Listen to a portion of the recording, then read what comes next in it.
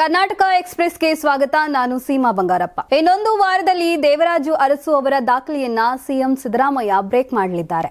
ಜನವರಿ 6ರಂದು ರಾಜ್ಯದಲ್ಲಿ ಸುದೀರ್ಘ ಅವಧಿಗೆ ಆಡಳಿತ ನಡೆಸಿದ ಮುಖ್ಯಮಂತ್ರಿ ಎಂಬ ಹೆಗ್ಗಳಿಕೆಗೆ ಪಾತ್ರರಾಗಲಿದ್ದಾರೆ.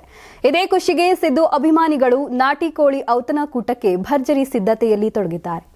ಜನವರಿ 6ರಂದು ನೆಲಮಂಗಲದ ಭಕ್ತನಪಾಳ್ಯದಲ್ಲಿ ನಾಟಿ ಕೋಳಿ ಔತಣಕೂಟ ನಡೆಯಲಿದ್ದು, ನಾಟಿ ಕೋಳಿ ಸಾಂಬಾರ್, ಮುದ್ದೆ, ಕಾಳುಗೊಜ್ಜು, ರೈಸು, ಪಲಾವ್ ಮತ್ತು ಸಿಹಿ ತಿಂಡಿ ನೀಡಲು ತೀರ್ಮಾನಿಸಲಾಗಿದೆ. 5ರಿಂದ 10,000 ಜನ ಸೇರುವ ನಿರೀಕ್ಷೆ ಇದೆ. ದೇವರಾಜು ಅರಸು ಅವರ ಒಟ್ಟು 2,792 ದಿನಗಳು ಅಂದರೆ ಸುಮಾರು 7.6 ವರ್ಷಗಳ ಕಾಲ ಅಧಿಕಾರದಲ್ಲಿದ್ದರು. ಸಿದ್ದರಾಮಯ್ಯ ಈ ದಾಖಲೆಯನ್ನ ಮುರಿಯಲಿದ್ದಾರೆ. ಕೇರಳ ಪ್ರವಾಸದಲ್ಲಿರುವ ಸಿಎಂ ಸಿದ್ದರಾಮಯ್ಯ ಅಲ್ಲಿನ ಮುಖ್ಯಮಂತ್ರಿ ಪಿಣರಾಯಿ ವಿಜಯನ್ ಅವರನ್ನ ಭೇಟಿಯಾಗಿದ್ದಾರೆ. ತಿರುವನಂತಪುರದ ವರ್ಕಳದಲ್ಲಿ ಶಿವಗಿರಿ ಮಠದ ಕಾರ್ಯಕ್ರಮದಲ್ಲಿ ಸಿಎಂ ಸಿದ್ದರಾಮಯ್ಯ, ಮಠಾಧೀಶರಾದ ಬ್ರಹ್ಮಶ್ರೀ ಸಚ್ಚಿದಾನಂದ ಸ್ವಾಮೀಜಿ, ಎಐಸಿಸಿ ಪ್ರಧಾನ ಕಾರ್ಯದರ್ಶಿ ಕೆಸಿ ವೇಣುಗೋಪಾಲ್ ಕೂಡ ಉಪಸ್ಥಿತರಿದ್ದರು. ಇದೇ ಕಾರ್ಯಕ್ರಮದಲ್ಲಿ ಪಿಣರಾಯಿ ವಿಜಯನ್ ಕೂಡ ಭಾಗಿಯಾಗಿದ್ರು. ಪಿಣರಾಯಿ ವಿಜಯನ್ ಜೊತೆ ವೇದಿಕೆ ಹಂಚಿಕೊಂಡ ಸಿದ್ದರಾಮಯ್ಯ ಒಂದಿಷ್ಟು ಮಾತುಕತೆ ನಡೆಸಿದ್ದಾರೆ. ಈ ಕುರಿತು ಟ್ವೀಟ್ ಮೂಲಕ ಮಾಹಿತಿಯನ್ನ ಹಂಚಿಕೊಂಡಿದ್ದಾರೆ. ಸಿದ್ದರಾಮಯ್ಯ ಅವರ ಈ ನಡೆದ ವಿಪಕ್ಷಗಳ ಟೀಕೆಗೆ ಕಾರಣವಾಗಿದೆ. ಬೆಂಗಳೂರಿನ ಕೋಗಿಲು ಲೇಔಟ್ನಲ್ಲಿ ನಡೆದ ಅನಧಿಕೃತ ಮನೆಗಳ ತೆರವು ಕಾರ್ಯಾಚರಣೆ ಸ್ಥಳಕ್ಕೆ ಬಿಜೆಪಿ ನಾಯಕರು ಭೇಟಿ ನೀಡಿ ಪರಿಶೀಲನೆ ನಡೆಸಿದ್ದಾರೆ. ಈ ವೇಳೆ ಮಾಧ್ಯಮಗಳೊಂದಿಗೆ ಮಾತನಾಡಿದ ವಿಪಕ್ಷ ನಾಯಕ ಆರ್ ಅಶೋಕ್, ತೆರವುಗೊಂಡ ಮನೆಗಳ ನಿವಾಸಿಗಳ ಪೌರತ್ವದ ಬಗ್ಗೆ ಗಂಭೀರ ಪ್ರಶ್ನೆಗಳನ್ನ ಎತ್ತಿದ್ದಾರೆ. 1 ವರ್ಷದ ಹಿಂದೆ ಗೂಗಲ್ ಮ್ಯಾಪ್ ದಾಖಲೆಗಳನ್ನ ಪ್ರದರ್ಶಿಸಿದ್ದಾರೆ. ಈ ಪ್ರದೇಶದಲ್ಲಿ ಕಟ್ಟಡಗಳ ನಿರ್ಮಾಣ ಆಗಿರೋದು ಇತ್ತೀಚೆಗೆ ಎಂದು ತಿಳಿಸಿದ್ದಾರೆ. ಇಲ್ಲಿ ವಾಸಿಸುತ್ತಿರುವವರು ಬಾಂಗ್ಲಾದೇಶದಿಂದ ಬಂದ ಅಕ್ರಮ ವಲಸಿಗರು. ಅಕ್ರಮ ನಿವಾಸಿಗಳಿಗೆ ವಿದ್ಯುತ್ ಸಂಪರ್ಕ ಮತ್ತು ಇತರ ಮೂಲಭೂತ ಸೌಕರ್ಯಗಳನ್ನು ಒದಗಿಸಿರುವ ಬಗ್ಗೆ ಆಕ್ಷೇಪ ವ್ಯಕ್ತಪಡಿಸಿದ್ದಾರೆ. ರಾಜ್ಯದ ತೆರಿಗೆದಾರರಿಗೆ ಈ ಸೌಲಭ್ಯಗಳು ಸಿಗುತ್ತಿಲ್ಲ. ಸುಮಾರು 600 ಕೋಟಿ ರೂಪಾಯಿ ಮೌಲ್ಯದ ಜಮೀನನ್ನ ಬಾಂಗ್ಲಾದೇಶದವರಿಗೆ ಸಿದ್ದರಾಮಯ್ಯ ಸರ್ಕಾರ ನೀಡಲು ಹೊರಟಿದೆ. ಇದು ಬೆಂಗಳೂರಿಗರನ್ನ ಮಿನಿ ಬಾಂಗ್ಲಾದೇಶವನ್ನಾಗಿ ಮಾಡುವ ಯತ್ನ ಎಂದು ಆರ್ ಅಶೋಕ್ ಗುಡುಗಿದ್ದಾರೆ. ದೇಶದಲ್ಲಿ ಪ್ರಾಮಾಣಿಕ ಸಿಎಂ ಇದ್ರೆ ಅದು ಸಿದ್ದರಾಮಯ್ಯ ಅವರೇ ಅಂತೆ. ಹೀಗಂತ ಸಿದ್ದರಾಮಯ್ಯ ಅವರನ್ನ ಸಚಿವ ಬೈರತಿ ಸುರೇಶ್ ಹಾಡಿ ಹೋಗಲಿದ್ದಾರೆ. ವಿಜಯನಗರದ ಜಿಲ್ಲೆಯಲ್ಲಿ ಮಾಧ್ಯಮಗಳ ಜೊತೆ ಮಾತನಾಡಿದ್ರು. ಆ ವೇಳೆ 16 ಬಜೆಟ್ ಮಂಡಿಸಿ 2ನೇ ಬಾರಿ ರಾಜ್ಯದ ಸಿಎಂ ಆಗಿದ್ದಾರೆ. ಹಲವರಿಗೆ ಹೊಟ್ಟೆ ಕಿಚ್ಚು, ಹೊಟ್ಟೆಯವರಿಗೆ ಕಣ್ಣೀರು ಸುರಿಸುತ್ತಿದ್ದಾರೆ. ಹೀಗಂತ ನಾಯಕತ್ವದ ಬದಲಾವಣೆ ಬಯಸುವವರಿಗೆ ಬೈರತಿ ಸುರೇಶ್ ಟಾಂಗ್ ಕೊಟ್ಟಿದ್ದಾರೆ. ಹೊಟ್ಟೆ ಕಿಚ್ಚು ಪಡುವವರು ನಮ್ಮವರೇ ಎಂದು ಕ್ಷಮಿಸಬೇಕು, ಆದರೆ ಅವರೊಟ್ಟಿಗೆ ನಾವು ಜೀವನ ನಡೆಸಬೇಕು ಎಂಬುದು ನಿಯಮ. ಹೀಗಂತ ಬೈರತಿ ಸುರೇಶ್ ಪರೋಕ್ಷವಾಗಿ ಟಾಂಗ್ ಕೊಟ್ಟಿದ್ದಾರೆ. ಅಶ್ಲೀಲ ಕಮೆಂಟ್ ಹಾಗೂ ಮೆಸೇಜ್ ಮಾಡಿದವರ ವಿರುದ್ಧ ದರ್ಶನ್ ಪತ್ನಿ ವಿಜಯಲಕ್ಷ್ಮಿ ದೂರು ನೀಡಿದ್ರು. ಇಂದು ಕಮಿಷನರ್ ಸೀಮಂತ್ ಕುಮಾರ್ ಸಿಂಗ್ ಭೇಟಿ ಮಾಡಿದ ಬಳಿಕ ಪೋಸ್ಟ್ನಲ್ಲಿ ಅಸಮಾಧಾನ ಹೊರಹಾಕಿದ್ದಾರೆ. ಪೊಲೀಸರು ಕ್ರಮ ತೆಗೆದುಕೊಂಡಿಲ್ಲ, ನಮ್ಮ ದೂರನ್ನ ನಿರ್ಲಕ್ಷಿಸಲಾಗಿದೆ ಎಂದು ಆರೋಪಿಸಿದ್ದಾರೆ. ಈ ಬಗ್ಗೆ ಬೆಂಗಳೂರು ಪೊಲೀಸ್ ಆಯುಕ್ತ ಸೀಮಂತ್ ಕುಮಾರ್ ಸಿಂಗ್ ಪ್ರತಿಕ್ರಿಯಿಸಿದ್ದು, ವಿಜಯಲಕ್ಷ್ಮಿ ಅವರ ಆರೋಪಗಳು ಸುಳ್ಳು ಎಂದಿದ್ದಾರೆ. ನಾವು ಕಾನೂನಿನ ಪ್ರಕಾರ ಕ್ರಮ ತೆಗೆದುಕೊಳ್ಳುತ್ತೇವೆ. ಡಿಸಿಪಿ ಹಂತದಲ್ಲಿ ತನಿಖೆ ನಡೆಯುತ್ತಿದೆ. ಪೊಲೀಸರು ನಿರ್ಲಕ್ಷ್ಯ ಮಾಡಲು ಸಾಧ್ಯವಿಲ್ಲ. ಒಂದು ವೇಳೆ ನಿರ್ಲಕ್ಷ್ಯ ಮಾಡಿದ್ರೆ ಅಂತ ಅಧಿಕಾರಿಗಳ ಮೇಲೆ ಕ್ರಮ ತೆಗೆದುಕೊಳ್ಳಲಾಗುವುದು ಎಂದು ಹೇಳಿದ್ದಾರೆ. ಮಾಜಿ ಸಚಿವ ಬಿ ನಾಗೇಂದ್ರ ಅವರ ಆಪ್ತ ವಿಶ್ವನಾಥ ಮನೆ ಮೇಲೆ ಬಳ್ಳಾರಿ ಸಿಬಿಐ ಅಧಿಕಾರಿಗಳು ದಾಳಿ ನಡೆಸಿದ್ದಾರೆ. ನಗರದ ಬೆಂಗಳೂರು ರಸ್ತೆಯಲ್ಲಿರುವ ವಿಶ್ವನಾಥ ನಿವಾಸಕ್ಕೆ 4 ಅಧಿಕಾರಿಗಳ ತಂಡ ದಾಳಿ ನಡೆಸಿದ್ದು, ಮನೆ ಪರಿಶೀಲನೆ ನಡೆಸಲಾಗಿದೆ. ಈ ವೇಳೆ ವಿಶ್ವನಾಥ್ ಮನೆಯಲ್ಲಿಲ್ಲದ ಕಾರಣ ಅವರ ಸಹೋದರ ಮಹೇಶ್ ಅವರನ್ನ ಸಿಬಿಐ ಅಧಿಕಾರಿಗಳು ಬ್ರೂಸ್ಪೇಟೆ ಪೊಲೀಸ್ ಠಾಣೆಗೆ ಕರೆತಂದಿದ್ದಾರೆ. ಪೊಲೀಸ್ ಠಾಣೆಯಲ್ಲಿ ವಿಶ್ವನಾಥ್ಗೆ ಸಂಬಂಧಿಸಿದ ಹಲವು ಮಾಹಿತಿಗಳನ್ನು ಸಂಗ್ರಹಿಸುತ್ತಿದ್ದಾರೆ. ಈ ದಾಳಿ ವಾಲ್ಮೀಕಿ ಅಭಿವೃದ್ಧಿ ನಿಗಮದ ಬಹುಕೋಟಿ ಹಗರಣಕ್ಕೆ ಸಂಬಂಧಿಸಿದೆ ಎನ್ನಲಾಗುತ್ತಿದೆ.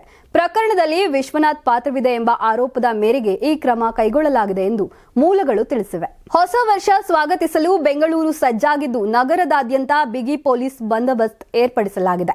ಎಂಜಿ ರೋಡ್, ಬ್ರಿಗೇಡ್ ರಸ್ತೆ ಮತ್ತು ಚರ್ಚ್ ಸ್ಟ್ರೀಟ್, ಕೋರಮಂಗಲ ಸೇರಿದಂತೆ ಹೆಚ್ಚು ಜನಸಂದಣಿ ನಿರೀಕ್ಷಿತ ಸ್ಥಳಗಳಲ್ಲಿ ಅತ್ಯಂತ ಹೆಚ್ಚಿನ ನಿಗಾ ವಹಿಸಿದ್ದಾರೆ. ನಗರದಾದ್ಯಂತ ಸುಮಾರು 20,000ಕ್ಕೂ ಹೆಚ್ಚು ಪೊಲೀಸ್ ಸಿಬ್ಬಂದಿಯನ್ನ ಭದ್ರತೆಗಾಗಿ ನಿಯೋಜಿಸಲಾಗಿದೆ. 6,000ಕ್ಕೂ ಹೆಚ್ಚು ಸಿಸಿ ಕ್ಯಾಮೆರಾಗಳ ಮೂಲಕ ನಿರಂತರ ಕಣ್ಗಾವಲು ಇರಿಸಲಾಗಿದೆ. ಪ್ರಮುಖ ರಸ್ತೆಗಳಲ್ಲಿ ವಾಚ್ ಟವರ್ಗಳನ್ನು ನಿರ್ಮಿಸಿ ಮೇಲ್ವಿಚಾರಣೆ ಮಾಡಲಾಗುತ್ತಿದೆ. ಕುಡಿದು ವಾಹನ ಚಲಾಯಿಸುವುದನ್ನು ತಡೆಗಟ್ಟಲು 66 ಡ್ರಿಂಕ್ ಅಂಡ್ ಡ್ರೈವ್ ಚೆಕ್ ಪಾಯಿಂಟ್ಗಳನ್ನು ಸ್ಥಾಪಿಸಲಾಗಿದೆ ಮತ್ತು 92 ವೀಲಿಂಗ್ ಸ್ಪಾಟ್ಗಳನ್ನು ಗುರುತಿಸಲಾಗಿದೆ.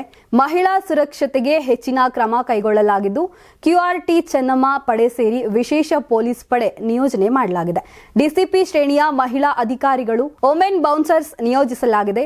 ಅಸ್ವಸ್ಥರಾದವರಿಗೆ ಸುರಕ್ಷತೆ ಒದಗಿಸಲು ಸೇಫ್ಟಿ ಐಲ್ಯಾಂಡ್ಗಳನ್ನು ನಿರ್ಮಿಸಲಾಗಿದೆ.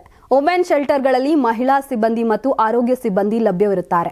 ಧಾರವಾಡ ಜಿಲ್ಲೆಯ ನವಲಗುಂದ ತಾಲೂಕಿನ ಶಿರೂರು SBI ಬ್ಯಾಂಕ್ಗೆ ಕನ್ನ ಹಾಕಲು ವಿಫಲ ಯತ್ನ ನಡೆದಿದೆ. ನಿನ್ನೆ ರಾತ್ರಿ ಬ್ಯಾಂಕ್ ಹಿಂದಿನ ಗೋಡೆ ಒಡೆಯಲು 4 ಕದೀಮರು ಯತ್ನಿಸಿದ್ದಾರೆ.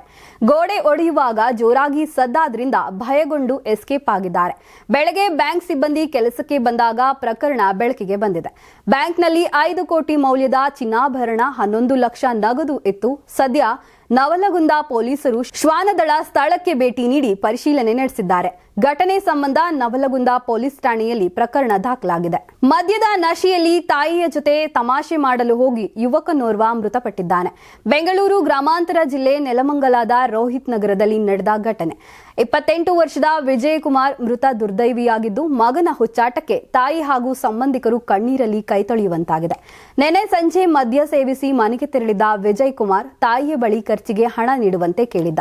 ಈ ವೇಳೆ ಹಣ ಕೊಡಲ್ಲ ಎಂದಿದ್ದಕ್ಕೆ ಆತ್ಮಹತ್ಯೆ ಮಾಡಿಕೊಳ್ತೀನಿ ಎಂದು ಬೆದರಿಕೆ ಹಾಕಿದ್ದ. ಬಳಿಕ ತಮಾಷೆ ಮಾಡಲು ಹೋಗಿ ನೇಣಿಗೆ ಕುಣಿಕೆ ಸಿಲುಕಿ ವಿಜಯ್ ಮೃತಪಟ್ಟಿದ್ದಾನೆ. ವೃತ್ತಿಯಲ್ಲಿ ಎಲೆಕ್ಟ್ರಿಷಿಯನ್ ಆಗಿದ್ದ ವಿಜಯ್ ಮದುವೆಯಾಗಬೇಕೆಂದು ತಾಯಿ ಕನಸು ಕಂಡಿದ್ರು. ನಿನ್ನೆ ಮದ್ಯಪಾನ ಮಾಡಿ ಬಂದಿದ್ದಕ್ಕೆ ಬೈದಿದ್ರು. ಆ ವೇಳೆ ತಮಾಷೆಗೆ ಹೆದರಿಸಲು ಹೋಗಿ ವಿಜಯ್ ನೇಣಿನ ಕುಣಿಕೆಗೆ ಸಿಲುಕಿದ್ದಾರೆ. ಮನೆಯವರ ಗಮನಕ್ಕೆ ಬರುವಷ್ಟರಲ್ಲಿ ಪ್ರಾಣ ಪಕ್ಷಿಯೇ ಹಾರಿ ಹೋಗಿತ್ತು. ಕಾಂತಾರ ಚಾಪ್ಟರ್ 1 ಯಶಸ್ಸಿನ ಬಳಿಕ ಡೆವನ್ ಸ್ಟಾರ್ ರಿಷಬ್ ಶೆಟ್ಟಿ ಕುಟುಂಬದ ಜೊತೆ ಟೈಮ್ ಸ್ಪೆಂಡ್ ಮಾಡುತ್ತಿದ್ದಾರೆ. ಸದ್ಯ ಪತ್ನಿ ಪ್ರಗತಿ ಹಾಗೂ ಮಗಳ ಜೊತೆ ಗೋವಾ ಪ್ರವಾಸಕ್ಕೆ ತೆರಳಿದ್ದಾರೆ. ಖಾಸಗಿ ಬೀಚ್ ನಲ್ಲಿ ಗೋವಾ ಸಮುದ್ರ ತೀರದಲ್ಲಿ ರಿಲ್ಯಾಕ್ಸ್ ಮೂಡ್ಗೆ ಜಾರಿದ್ದಾರೆ. ಈ ವೇಳೆ ಖುಷಿಯಿಂದ ಫ್ಯಾಮಿಲಿ ಫೋಟೋ ಕ್ಲಿಕ್ಕಿಸಿಕೊಂಡಿದ್ದಾರೆ. ಹೊಸ ವರ್ಷವನ್ನ ಕೂಡ ಗೋವಾದಲ್ಲೇ ಆಚರಿಸುತ್ತಿರುವುದು ವಿಶೇಷ. ರಿಷಬ್ ಮತ್ತು ಅವರ ಫ್ಯಾಮಿಲಿ ಜೊತೆಗಿನ ಫೋಟೋಗಳು ಭಾರಿ ವೈರಲ್ ಆಗ್ತಿವೆ. ಸಂಕ್ರಾಂತಿ ಹಬ್ಬದ ಪ್ರಯುಕ್ತ ಆಡ್6 ಮತ್ತು ಕರ್ನಾಟಕ ಟಿವಿ ವತಿಯಿಂದ ರಾಜ್ಯ ಮಟ್ಟದ ಸಂಕ್ರಾಂತಿ ರಂಗೋಲಿ ಸ್ಪರ್ಧೆ. ಕಾರ್ಯಕ್ರಮದ presenting sponsor Saptagiri university. Associate sponsor Jeeni slim. Jeeni ಮನೆಯಲ್ಲಿದ್ರೆ ನೀವು ಸ್ಲಿಮ್ ಆಗೋದು guarantee. Co sponsor Nandana palace, legendary Andhra restaurant chain. KMF Nandini, ನಮ್ಮ ನಂದಿನಿ ನಮ್ಮ ಹೆಮ್ಮೆ. KSDL ಮೈಸೂರು ಸ್ಯಾಂಡಲ್, 100% ಶುದ್ಧ ಶ್ರೀಗಂಧದ ಎಣ್ಣೆಯಿಂದ ತಯಾರಿಸಿದ ಏಕೈಕ ಸಾಬೂನು. ಶ್ರೀ ಸಾಯಿ ಗೋಲ್ಡ್ ಪ್ಯಾಲೇಸ್, ನಿಮ್ಮ ವಿಶೇಷ ಸಂದರ್ಭಗಳ ಸಂಗಾತಿ. ರಾಜ್ಯಾದ್ಯಂತ ಬೆಂಗಳೂರು ಸೇರಿ 35 ಕೇಂದ್ರಗಳಲ್ಲಿ ಸಂಕ್ರಾಂತಿ ರಂಗೋಲಿ ಸ್ಪರ್ಧೆ. ರಂಗೋಲಿ ಬಿಡಿ, ಆಕರ್ಷಕ ಬಹುಮಾನ ಗೆಲ್ಲಿ. ಜಿಲ್ಲಾವಾರು ವಿಜೇತರಿಗೆ ಬೆಂಗಳೂರಿನಲ್ಲಿ ಜನವರಿ 18ರಂದು ಗ್ರ್ಯಾಂಡ್ ಫಿನಾಲೆ. ಅರ್ಹತಾ ಸುತ್ತಿನ ಮೊದಲ ಬಹುಮಾನ 5,000 ರೂಪಾಯಿ, ದ್ವಿತೀಯ ಬಹುಮಾನ 3,000 ರೂಪಾಯಿ, ತೃತೀಯ ಬಹುಮಾನ 2,000 ರೂಪಾಯಿ, ಫಿನಾಲೆಯ ಮೊದಲ ಬಹುಮಾನ 30,000 ರೂಪಾಯಿ, ದ್ವಿತೀಯ ಬಹುಮಾನ 20,000 ರೂಪಾಯಿ, ತೃತೀಯ ಬಹುಮಾನ 10,000 ರೂಪಾಯಿ. ಹೆಚ್ಚಿನ ಮಾಹಿತಿಗಾಗಿ ನೋಡ್ತಾ ಇರಿ ಕರ್ನಾಟಕ ಟಿವಿ. ಯಾರಾಗ್ತಾರೆ MLA ಅಭ್ಯರ್ಥಿ 2028? ಶೀಘ್ರದಲ್ಲೇ ಪ್ರತಿದಿನ ಒಂದೊಂದು ಕ್ಷೇತ್ರದ ಟಿಕೆಟ್ ಆಕಾಂಕ್ಷಿಗಳ ಸಂಪೂರ್ಣ ಮಾಹಿತಿ ಪೊಲಿಟಿಕಲ್ ಜರ್ನಲಿಸ್ಟ್ KM ಶಿವಕುಮಾರ್ ಅವರಿಂದ. ಕರ್ನಾಟಕದ ನಂಬರ್ 1 ಡಿಜಿಟಲ್ ಮೀಡಿಯಾ ನಿಮ್ಮ ನೆಚ್ಚಿನ ಕರ್ನಾಟಕ ಟಿವಿಯಲ್ಲಿ ಮಾತ್ರ.